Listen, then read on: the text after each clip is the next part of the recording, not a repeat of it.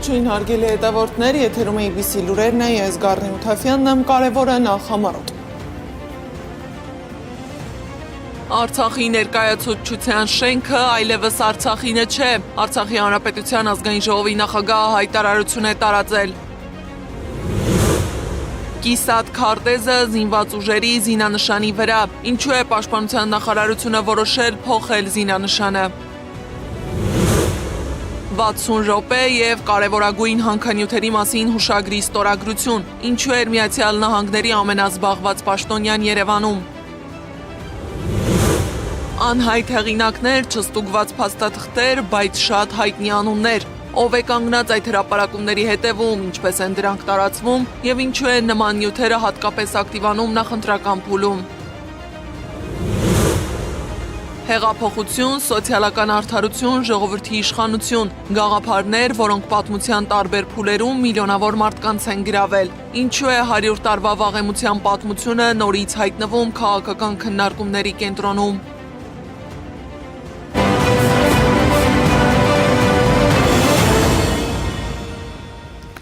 Քիչ առաջ նոր ձայնագրություն է հրապարակվել Բաքվի բանտից, ուղերձ է հղել Արցախի Հանրապետության ազգային ժողովի նախագահ Դավիթ Իշխանյանը։ Նա մանրամասներ է հայտնել ադրբեջանցի պաշտոնյաների հետ հանդիպման մասին, ձայնագրությունն ամբողջությամբ կարող եք դիտել Տելեգրամի մեր ալիքում։ 60 րոպե տևողությամբ այցը հայտնվել է քաղաքական քննարկումների կենտրոնում, Մարկո Ռուբիոն Երևանում էր։ Նախաստորագրվեց Հայաստանի և ԱՄՆ-ի միջև TRIP նախագծի վերաբերյալ ռազմավարական գործակցության մասին շրջանակային համաձայնագիրը, համապարփակ ռազմավարական գործընկերության կանոնադրությունը։ Ռուբիոյի մեկժամյա այցի ընթացքում ստորագրվել է նաև կարևորագույն հանքանյութերի և հազվագյուտ մետաղների վերաբերյալ հուշագիր։ Ստրատֆորդ վերլուծական կենտրոնը գրել է, որ փաստաթղթերը Նիկոլ Փաշինյանին կտան ԱՄՆ-ի աջակցությունը ընտրությանը, ամրապնդելով նրա այն փաստարկը, որ արևմտյան ավելի սերտ կապերը կարող են Հայաստանին բերել ներդրումներ, տրանսպորտային հասանելիության և ռազմավարական նշանակություն, առանց Ռուսաստանի հետ հարաբերությունների անհապաղ խզման։ Սակայն Փաշինյանի քաղաքացիական պայմանագիր կուսակցության գրանցած թույլ արդյունքը կարող է դադարեցնել դրանց իրականացումը և ռուսամետ ուժերին ավելի շատ հնարավորություն տան սահմանափակելու Հայաստանի արևմտյան շրջադարձը։ Իսկ ինչ է արել ԱՄՆ բարձրաստիճան պաշտոնյան Հայաստանում, Սեդակ Յուրեղյանի ռեպորտաժում։ Թրամփի Չինաստան այցից դեռ 2 շաբաթ էլ չանցած Մարկո Ռուբիոն Հայաստանում էր։ Չնախատեսված այս այցը օպերատիվ էր, ըստ քաղաքագետների աշխարհի ամենազբաղված մարդկանցից մեկը տրանզիտային այց է կատարում և օդանավակայանում արտգործնախարարի հետ կնքում ռազմավարական գործընկերության հուշագիր։ Նման կարևոր փաստաթղթերն արդյոք ստորագրվում են մեկ ժամանոց պատահական այցի ընթացքում առանց նախնական պայմանավորվածությունների։ Նման փաստաթղթը նախորդ կազմակերպվում է, նախորդ ամիսների ընթացքում հայտարարվում է, հանդիպում են, ստորագրում են, բայց տվյալ դեպքում մենք տեսնում ենք, որ օդանավակայանում ինչ-որ այցի ընթացքում իջել է Երևան, նույնիսկ ժամանակ չունի ասենք վարչապետի հետ հանդիպել եւ այլն, սա նշանակում է, սա PR-ակցիա է, ընդամենը նախընտրական տրամաբանության մեջ։ Փաստորեն Ռուբիոյի այցը խիստ անհրաժեշտություն էր, դրա համար էլ ճանապարհին մեկ ժամանոց կանգառ ունեցավ Երևանում։ Գերագույն նպատակը, ըստ քաղաքագետի, աջակցել իշխանությանը։ Դա է պատճառը, որ այցի մասին նախապես չի հայտարարվել։ Բայց նախընտրական աջակցության ֆոնին պետք չէ անտեսել փաստը։ Թրամփի նախորդ կանգառը Չինաստանն էր, որից մոտ 10 օր անց այց է կատարվում Հայաստան պետքարտուղարի մակարդակով։ Ռուբիոն այս քննարկումների համատեքստում Երևանի հետ ունեցել է ճշգրտելու շատ կոնկրետ եւ առարկայական ինչ-որ բան։ Դա առաջացել է Թրամփի չինաստանյան քննարկումներից Ռուբիոյի Հնդկաստան այցի հանրագումարում։ Բարդ է ասել, բայց ըստ ամենայնի, եթե այցը տեղի չի ունենում, այսպես ասենք, ռեգիոնալ ձևաչափով, այլ լինում է միայն Հայաստան, դա կրկնեմ նշանակում է, որ առաջացել է Հայաստանի հետ շատ էական եւ կոնկրետ քննարկման անհրաժեշտություն։ Թրամփի ուղու մասին խոսակցությունները չեն լռել, թեև դրանց մասին բարձրաձայն չի խոսվում։ TRIP-ը Չինաստան-Եվրամիություն լոգիստիկ ուղու արգելափակոց կարող է դառնալ Միացյալ Նահանգների վերահսկողության տակ, ինչը չի բխում Պեկինի շահերից, միաժամանակ չի բխում նաև Ռուսաստանի եւ Իրանի շահերից, բայց աշխարհաքաղաքական այս իրավիճակում բացառված չէ ոչինչ։ միջական ազդեցություն են ունենալու Թրամփի ուղղ ճակատագրի վրա եւ բնականաբար այստեղ նաեւ առանցքային ուշադրության է արժանի այն, որ Ռուսաստանը ընդամենը 1 ամիս առաջ արտահայտեց աննախադեպ մոտեցում, որ Թրամփի ուղի ծրագիրը խախտում է ռեգիոնալ բալանսը, որ արձանագրված է 200 տարի առաջ կնքված Թուրքմենչայի պայմանագրով ռուսական եւ պարսկական կայսրությունների միջև։ Իսկ տարածաշրջանում բալանսի խախտումը քաղաքական դիրքորոշումների փոփոխության հնարավոր պատճառ կարող է դառնալ, ընդհուպ ծրագրերի անհրաժեշտության վերանայում։ Պրոյեկտը առհասարակ կարող է չեղարկվել ամերիկյան հետաքրքրություններից ելնելով եւ սրանով պայմանավորված կարծում եմ այս պահին գոնե թե խնդիրը համաձայնեցնել եւ համապատասխանեցնել կողմերի դիրքորոշումները։ Բայց ծրագրի միակ շահառուն Միացյալ Նահանգները չէ։ Հնդկաստանից հետո Ռուբիոյի Հայաստան այցը եւս հատկանշական է։ Հաշվի առնելով, որ Եվրամիություն Հնդկաստան առևտրային գործակցության փաստաթղթի մասին հայտարարվեց հունվարին, Թրամփի ուղու ընդհանուր սկզբունքների վերաբերյալ Միրզոյան-Ռուբիո հայտարարությունից մոտ 10 օր անց ամրապնդվում է հիմնավորումը, որ Թրամփի ուղին ապագայում կարևոր առանցք կարող է դառնալ ԵՄ-Հնդկաստան կապի համար։ Հնդկաստանը եւ Չինաստանը հարավային Կովկասով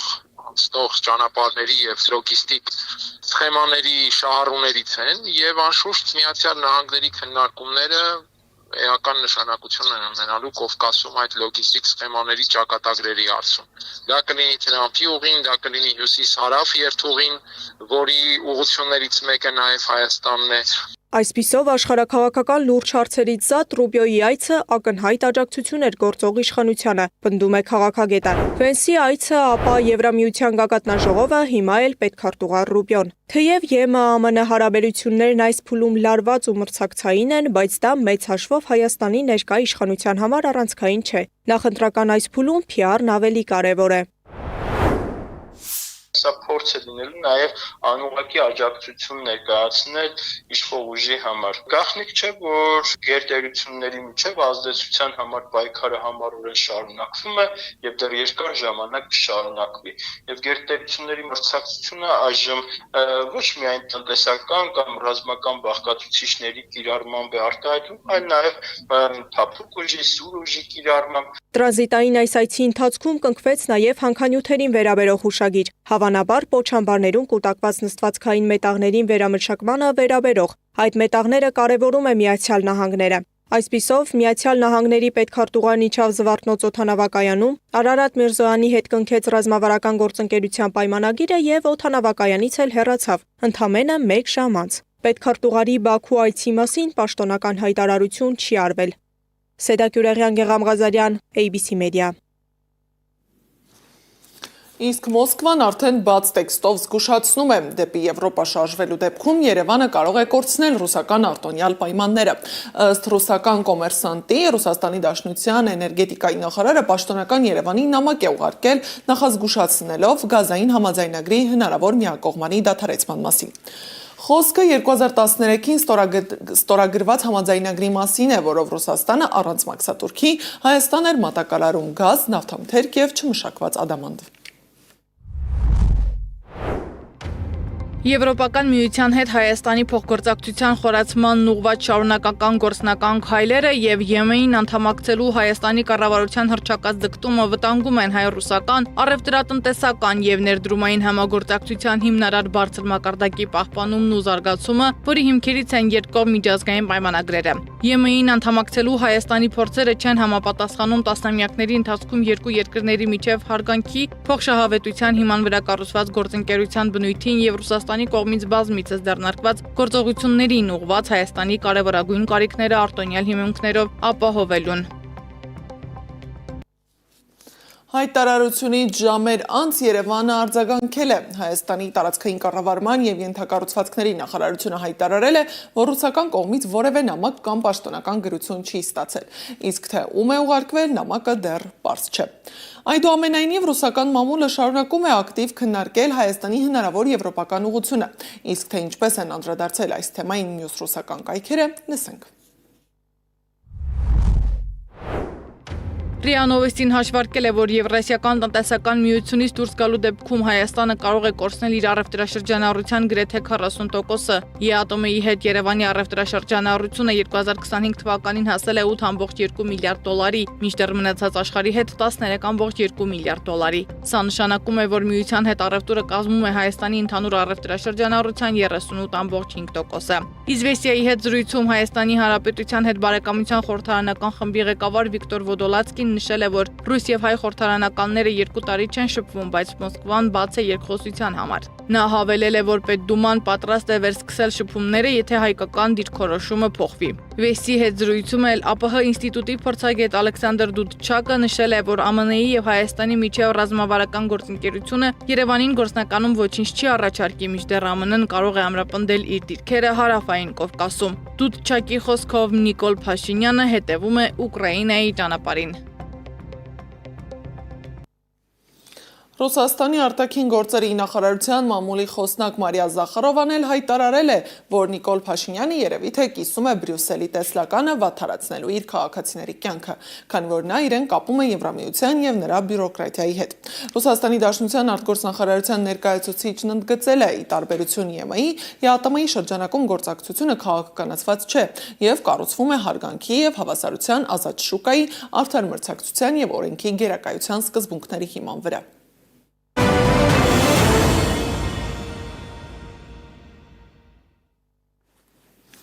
Արցախի Հանրապետության ազգային ժողովի նախագահ Աշոտ Դանիելյանն անդրադարձել է Արցախի ներկայացուցչության շենքի սեփականության իրավունքի պետական գրանցումն անվավեր ճանաչելուն։ Դանիելյանն ընդգծել է, որ համակարգն օգտվելով այն հանգամանքից, որ այս օրերին ուշադրությունն ամբողջությամբ սևեռված է հունիսի 7-ի խորհրդարանի ընտրության վրա, չբավարարվելով Արցախի հակամարտության խաղաղ կարգավորման գործընթացի խափանմամբ, միջազգային իրավունքի հիմնարար նորմերի ոտնահարմամբ ու կեղծ հիմնավորումներով Արցախը Ադրբեջանին հանձնելու նախադեպ ապազգային գործունեությամբ, Արցախի ժողովրդի նկատմամբ ատելության ու խտրականության շարունակական քարոզչությամբ եւ Արցախի կորստի հետ չհաշտվող արցախցիների հալածանքներով կատարել են հերթական, ամոթալի, հակաիրավական ու անբարոյական քայլը Արցախի Հանրապետության ու ժողովրդի նկատմամբ։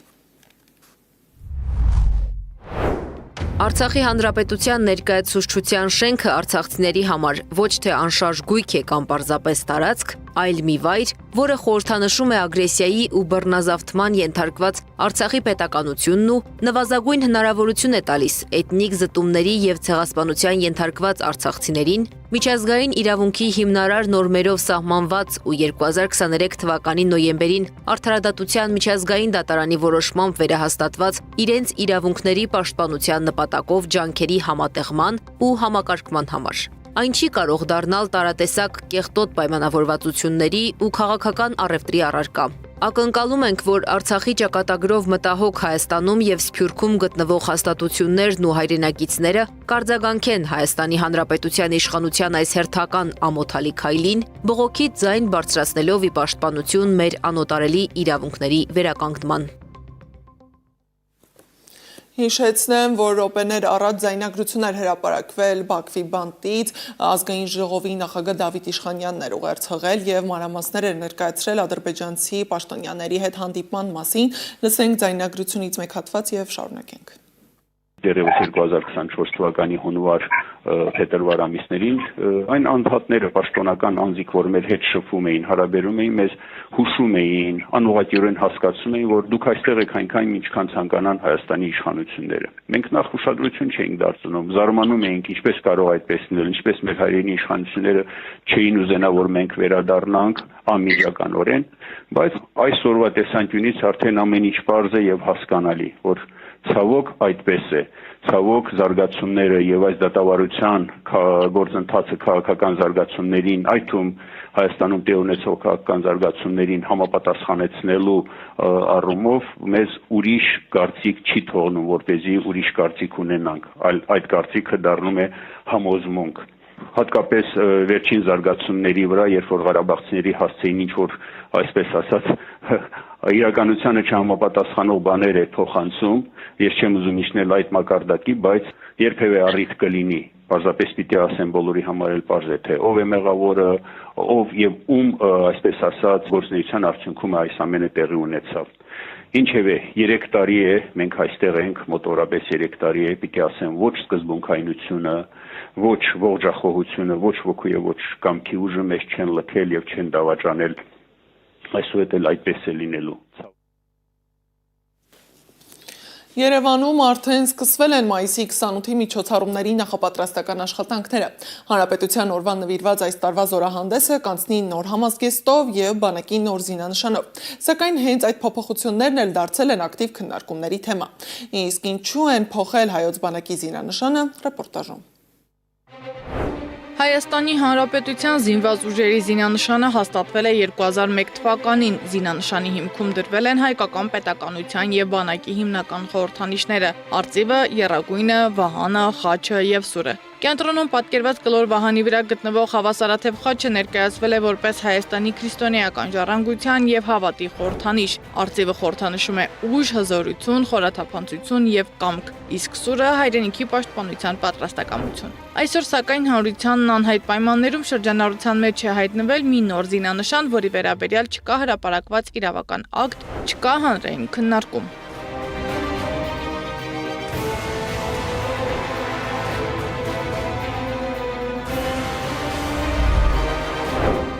Այնքան է գնացել է կուտակվել բոլոր խնդիրները, այդ թվում զինված ուժերի հետ կապված, որ մարդկանց համար պարզապես մեկ բառով, տապալուն բառով է իշխանությունը սկսել որակվել։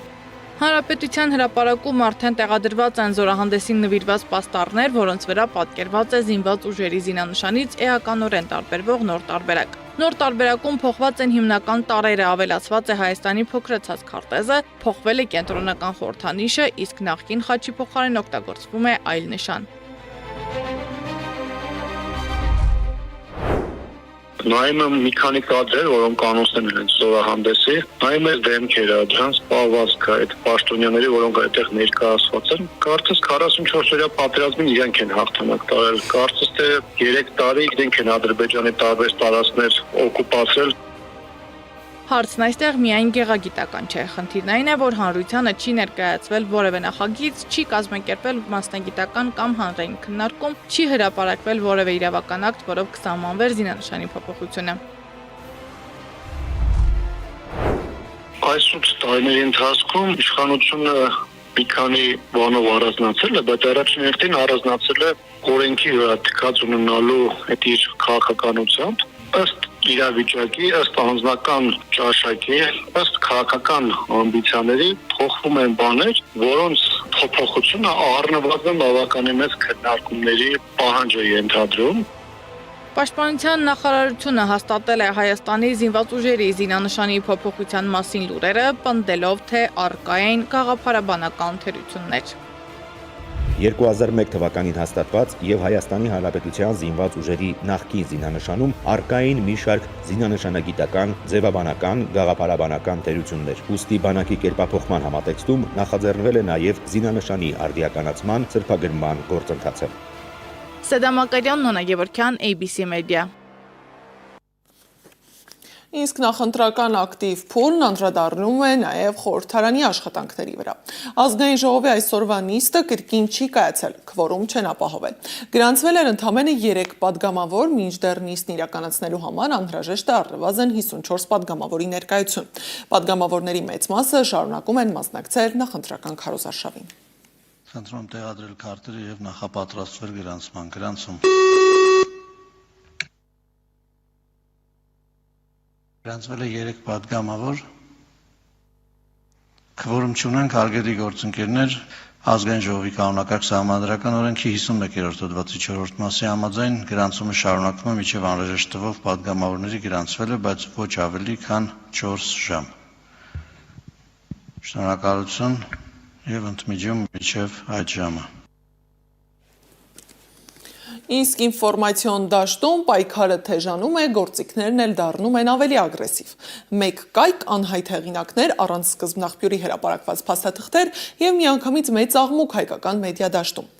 Վերջին օրերին սոցիալական ցանցերում ու լրատվական հարթակներում ակտիվորեն տարածվում են արտահոսքեր, որոնցում հիշատակվում են քաղաքական գործիչների, մեդիա դեմքերի եւ տարբեր կազմակերպությունների անուններ։ Մեդիա փորձագետները զգուշացնում են նման արտահոսքերը հաճախ ոչ այնքան տեղեկատվություն են, որքան ազդեցության գործիք, հատկապես ընտրության նախաշեմին։ Թեմային անդրադարձել է Անիա Բաղյանը։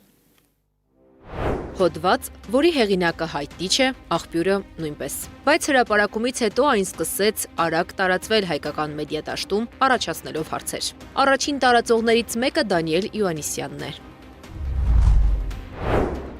Հրապարակվել են FSB-ի Հայաստանի հետ կապված որոշ նյութեր, որոնք ըստ ամենայնի ձեռք են բերվել ինչ-որ մեկի հեռախոսը փետրվարի 26-ին կոտրելու արդյունքում։ Նյութերում առկա են Հայաստանի քաղաքական միջավայրի վրա ազդեցության Ռուսաստանի Դաշնության պլանները, ռեսուրսներն ու միջոցները։ Նշված են անձանց ու կուսակցությունների անուններ, իրենց համար աշխատող ԶԼՄ-ների ու կարծիքի առաջատարների անուններ։ Ով է հրապարակել այս տվյալները, որոնց հղում է անում Իոաննիսյանը։ Կայքի անունը Կովկասի քրոնիկոն է։ Հոդվածները ռուսերեն են, վերաբերում են Հայաստանին, Ադրբեջանին, Վրաստանին, Թուրքիային, Իրանին։ Կայքը գործում է 2025-ի մայիսից։ Կայքում բացակայում են այն հիմնական տարրերը, որոնք սովորաբար ապահովում են լրատվության վստահելիությունը, հեղինակ, սկզբնաղբյուր եւ ստուգելի հղումներ։ Ֆինանսավորման աղբյուրների սեփականատերերի մասին տեղեկություններ չկան։ Հայտնի չէ նաև, թե որտեղից է գործում կայքը։ Նման արտահոսքերն ընտրությունների շեմին հաճախ չեն դիտվում որպես տեղեկություն։ Դրանք կարող են լինել օրակարգ ձևավորելու, հանրային ընկալումներ փոխելու կամ քաղաքական արձագանք ստուգելու գործիքներ։ Մեդիա փորձագետ Սամվել Մարտիրոսյանն հստակ նշում է, երկու ուղղությամբ ուշադիր պետք է լինել։ Երևի բաժան ենք, որքանով է իրական փաստաթղթերը եւ կա արդյոք սրա հետեւը արտահոսքի հետեւը միտում ակնհայտ է, որքանում են փաստաթղթերը իրական եւ ոչ սա առանձին հասկանալու բաներ են։ Վերջին մեկ շաբաթվա ընթացքում սա երրորդ արտահոսքն է։ Բոլորը ներկայացվում է Ռուսաստանի Դաշնությունից ուղղորդված հիբրիդային պատերազմի փորձի բացահայտում։ Սամվել Մարտիրոսյանը դրանցից առաջինը սոցիալական դիզայնի արտահոսքն անիմաստ ու շատ բացահայտ մանիպուլյացիա է որակել։ Արտահոսքերից մեկն էլ The Insider հարթակով էր տարածվել, որը գրանցված է ռուսալեզու հետաքննական հարթակ որպես։ The Insider-ը պարբերաբար հրապարակում է բարձր քաղաքական ռիսկ ունեցող նյութեր, հիմնված արտահոսքերի եւ փաստաթղթերի վրա։ Ճիշտ այնպես, ինչպես Կովկասի քրոնիկոնում է։ Պարզապես տարբերությունն այն է, որ քրոնիկոնի անհասցե հոդվածում հրապարակվել են մի շարք լրատվականների, քաղաքական հանրային գործիչների անուններ, որոնք իբր մաս են կազմում Ռուսաստանի Դաշնությունից ուղղորդված հիբրիդային պատերազմի։ Պարզ է, որ բազմաթիվ ինչ-որ հակերային թիմեր, որոնք աշխատում են, շատ հավանական է, որ իրանց մեջքում կանգնած են ինչ-որ պետական հակերային թիմեր, որոնք իրականացնում են գործողությունները, հետո այս տվյալները արդեն լեգիտիմացնում են տարբեր տիպի արտահոսքներ։ Հասկանալի է, որ ընտրությունները այս ամեն ինչի ամենալուրջ լարվածության պահ է։ Համ փաստաթղթերն են վերաբերում ընտրությունների, համ արտահոսքները ակնհայտ է, որ արվում են ընտրությունների նախաշեմին։ Իսկ ինչպես պետք է հասարակությունը պայքարի նման արտահոսքերի դեմ։ Մեդիա փորձագետ Սամվել Մարտիրոսյանի խոսքով այդ արտահոսքերը, տեղեկությունները հասարակությունը չպետք է ընկալի որպես իրենց քաղաքական համոզմունքի ապացույց կամ հերքում, այլ զուտ որպես տեղեկություն, որին ոչ միայն չպետք է տրվել ու հավատալ, այլև պետք է կասկածով վերաբերվել, ստուգել եւ փաստեր փնտրել։ Անիա Բաղյան, Նոնա Գևորգյան, ABC Media։ Քաղաքական պատմության մեջ գրեթե բոլոր հեղափոխություններն սկսվել են մեծ խոստումներով՝ արդարություն, հավասարություն, ժողովրդի իշխանություն։ Բայց ժամանակի ընթացքում դրանցից շատերը փոխվել են, վերածվելով կոշտ կառավարման անհանդուրժողականության ու հասարակական պառակտման համակարգերի։ Այսօր Հայաստանում էլ որոշ պատմաբաններ ու վերլուծաբաններ փորձում են զուգահեռներ գտնել անցյալ դարի բոլշևիկյան խոսույթի եւ ներկա քաղաքական գործընթացների միջև։ Նրանց կարծիքով խնդիրը միայն հռետորաբանությունը չէ, այլև այն մթնոլորտը, որը ձևավորվում է հասարակության ներսում, մերը եւ ձերը բաժանումներով, կոշտ հայտարարություններով ու քաղաքական հակադրությամբ։ Պատմական զուգահեռների հետքերով գնացել է Սեդա Մակարյանը։ Հաց, ժողովուրդների խաղաղություն, սոցիալական հավասարություն։ Բոլշևիկներն այս լոզունգներով եկան իշխանության, ժողովրդին խոստանալով, որ հողատերերից ու ազնվականներից կվերցնեն հողերն ու կտան գյուղացիներին, գործարաններն էլ բանվորներին։ Խոսույթը շատերին այսօր էլ ծանոթ է թվում։ ԲՀԿ ղեկավարի բիզնես ողնաշարը Արարատի ցեմենտի գործարանը լինելու է պետական եւ պատկանելու է Հայաստանի Հանրապետությանը։ Քանի Հայաստան պետությունը կա, Գագիկ Ծառուկյանից տները սկսել ենք արդեն վերադարձնել ժողովրդին։ Գործնականում իշխանության գալուց հետո բոլշևիկները սկսեցին հողերի ազգայնացում, բանկերի եւ խոշոր արդյունաբերության պետականացում։ Սակայն այդ ամենին զուգահեռ ձևավորվեց միակուսակցական համակարգ, սահմանափակվեցին քաղաքական ազատությունները, սկսվեցին զանգվածային բռնաճնշումներ։ Բոլոր հեղափոխությունների մեջ կա այս ենթատեքստը, որը ուղղված է չունևոր խավին, իրեն խաբված զգացող խավին եւ միևնույն ժամանակ անկյալ անբան խավին։ Հասկանում ես, կա մի խավ շերտ ժողովրդի մեջ, որ ոչինչ չի անում եւ բոլորին թվում է, որ ինքը որ վատ է դրանց, վատ է ապրում, նրա համար որ թալանում են, գողանում են, բոլորը տանում են, ինքը բնում է առանց այդ ունեցվածքի։ Բոլշևիզմի ամենակոշտ քննադատներից մեկը Ուինսթոն Չերչիլն էր։ Նա կարծում էր, որ բոլշևիկները մարդկանց գրավում են խոստումներով, բայց արդյունքում կառուցում բռնապետություն։ 1919 թվականին Չերչիլը բոլշևիզմն անվանել էր հիվանդություն եւ ժանտախտ, իսկ ավելի ուշ հայտարարել, որ բոլշևիկյան բռնապետությունը պատմության ամենակործանարար եւ նվաստացուցիչ բռնապետություններից է։ Նրան է վերագրվում նաեւ մի միտք, ըստ որի բոլշևիկները հեշտությամբ կարող են փաստը փոխարինել ստով, եթե այդ սուտը բավական հաճախ կրկնվի։ Ես չեմ ասել, որ ես մեղավոր չեմ, ես ասել եմ, որ ես թիվ 1 պատասխանատուն եմ եւ հարց եմ տվել, արդյոք ես թիվ 1 մեղավորն եմ։ Ես այս ամբիոնից տասնյակ անգամ եմ հայտարարել, որ ամեն ինչի մեղավորն էլ պատասխանատուն էլ ես եմ։ Մասնագետները երբեմն բոլշևիկյան հեղափոխության խոսույթը համեմատում են Նիկոլ Փաշինյանի հայտարարությունների հետ, հատկապես այն դեպքում, երբ հնչում են կոշտ արտահայտություններ հարուստների, նախկին իշխանությունների կամ էլիտաների հասցեին։ Այո, բոլշևիկները նույնպես եկան, նրանք ավելի արմատական էին։ Կալվածատերերից հողը պետք է վերցնենք, տանք գյուղացիներին եւ կապիտալիստներից էլ գործարանները վերցնենք, տանք բանվորին։ Նրանց կարգախոսը շատ պարզ էր։ Հողը գյուղացուն, գործարանը բանվորին։ Հասկանալի է։ Այդպիսի խնդիր էին լուծում, սոցիալական արդարության խնդիր, որը ի վերջո ավարտվեց, ինչպես մենք գիտենք, ամենամեծ սոցիալական անարդարության դրսևորումներով եւ այդ համակարգի փլուզումով։ Գրող պատմաբան Ալեքսանդր Սոլժենցինը տարիներ է անցկացրել խորհրդային ճամբարներում եւ իր գրքում, հատկապես Գուլագի արխիպելագում, պնդում էր, որ հեղափոխության խոստացած ազատությունն ու արդարությունը վերածվել են զանգվածային ճնշումների եւ վախի համակարգի։ Նա քննադատում էր ոչ միայն Ստալինին, այլ նաեւ հեղափոխության սկզբնական հիմքերը։ Հիմա էլ եմ սպառնում եմ, ասում եմ սատկացնելու եմ։ Ալբերտյանն ասում է, գործող իշխանությունը նեոբոլշևիկյան է, իր խոսքերն ապացուցելու համար նշում է։ Նա ոչ միայն սուտ խոստումներ է տվել սոցիալական արդարության մասին, այլ նաև ստիպել է, որ հասարակությունը պառակտվի ու մարդիկ ատեն իրար։ Այդ քարոզը, այդ կարգախոսները ստեղծվում են իրար դեմ հանելու համար զանգվածներին, բայց ոչ միայն հանելու, այլ նաև ատելություն սերմանելու։ Քաղաքացիական պատերազմները այդ ատելության հենքի վրա են ծնվում։ Ես սկսում եմ եղբայրը դեմ զենք բարձրացնել, հոշոտել իրար, ոչնչացնել, ատում են։ Հայագետը զուգահեռներ է անցկացնում բոլշևիզմի եւ ներկայիս իշխանության գործողությունների միջև այս երևույթն անվանելով նիկոլիզմ։ Մի դասակարգ եղավ դժգոհների, ստեղծվեց մի դաս Նիկոլ կոչված այս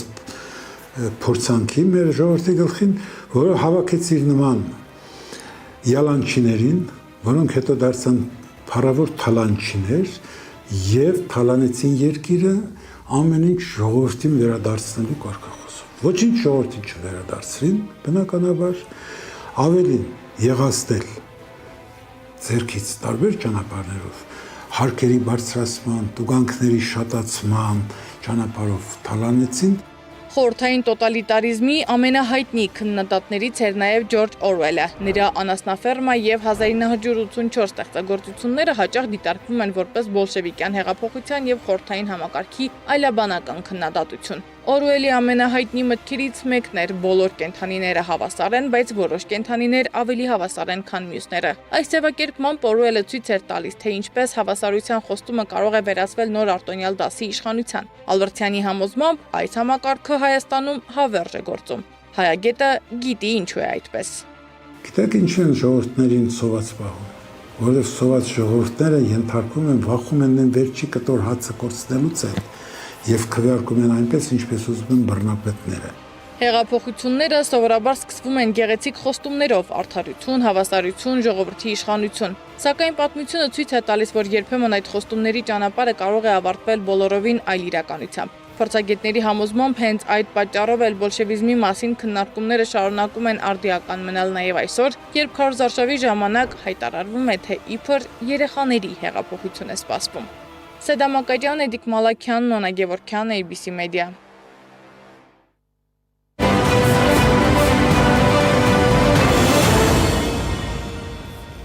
Իսրայելի իշխանությունը հայտարարել է, որ երեքշաբթի Գազայում տեղի ունեցած հարվածի ժամանակ սպանել են Համասի ռազմական թևի հրամանատար Մոհամմեդ Օդեհին, նրա նախորդի այսպիսի հարձակման հետևանքով սպանվելուց օրեր անց։ Տեղի բժիշկների ու ականատեսների խոսքով երեքշաբթի Գազայի ամենաաշխույժ շուկաներից մեկում գտնվող բնակելի շենքի վրա տեղի ունեցած խոշոր հարձակման հետևանքով զոհվել է առնվազն 3 պաղեստինցի, տասնյակները վիրավորվել են։ Իսրայելի բանակը հայտարարել է, որ Օդեհի տեղաշարժերին մի քանի ամիս հետևելուց հետո թիրախ են դարձրել այն շենքերը, որոնք ծառայել են որպես նրա թաքստոց։